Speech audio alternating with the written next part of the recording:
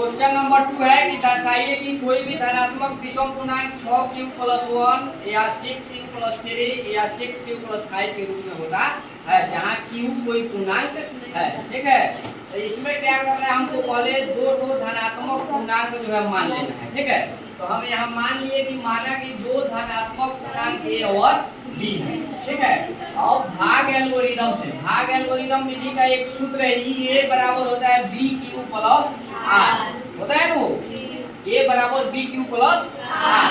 इसमें अब क्या करना है, हमको यहाँ पे 6 कह रहा है ना, 6q कौन सी क्यू कहेगा यहाँ पे, कौन सी यहाँ पे मान रखना है। यहाँ 6 कह रहा है तो 6, 5 कहेगा तो 5, 7 कहेगा तो 7। ठीक है, तो 6 कह रहा है तो इसमें b बराबर कितना रखेंगे, 6 रखने पर। तो इसमें अब क्या करते हैं, b बराबर 6 रखते हैं, तो a बराबर 6q, b की जगह 6 रख दिए तो 6q और प्लस क्या हो गया r, इसको मान लेते हैं समीकरण 1। और क्या करना है, यहाँ पे मान जो है कह रहा है कि 6 से छोटा होना चाहिए, 6 से छोटा का r बराबर हम मानिए 0, 1, 2, 3, 4, 5। 6 से यही छोटा संख्या है, 1, 0, 2, 3, 4, 5 इतना छोटा हो गया।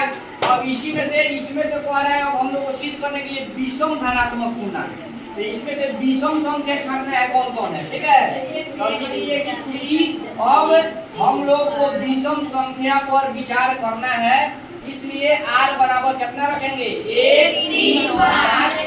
इसमें से r बराबर हमने लिए 1, 3, 5, यानी विषम संख्या है, इसलिए अब इसमें मान रख देना है कि अब समीकरण 1 में r बराबर 1 रखने पर, समीकरण 1 जो माने हैं इसी में एक बार r बराबर 1 रखना है, r बराबर 3 रखना है, यहाँ जो माने हैं r बराबर 5 रखना है, आते जाएगा। ठीक है, अब यहाँ a बराबर 6q + r, तो 6q और + r का मान कितना रखे, 1। फिर r बराबर 3 रखने पर उसके बाद 3 है यहाँ पे, अब 3 रखेंगे तो a बराबर 6q + r, तो 6q + r की जगह कितना 3। फिर r बराबर कितना रखने पर 5, अब r बराबर 5 रखने पर तो a बराबर 6q + r, तो 6q और + r की जगह कितना रख दिया हम 5। अब तीनों देखो तुम्हारे किताब में जो दिया था सिद्ध करने के लिए आ गया, तीनों आ गया कि नहीं। तो हम लिख देंगे कि अतः एक धनात्मक विषम पूर्णांक 6q + 1, 6q + 3 और 6q + 5 के रूप का है, जहाँ q एक पूर्णांक है। और सिद्ध करने वाला सवाल है, यहाँ प्रूफ लिख देंगे। ठीक है कि नहीं।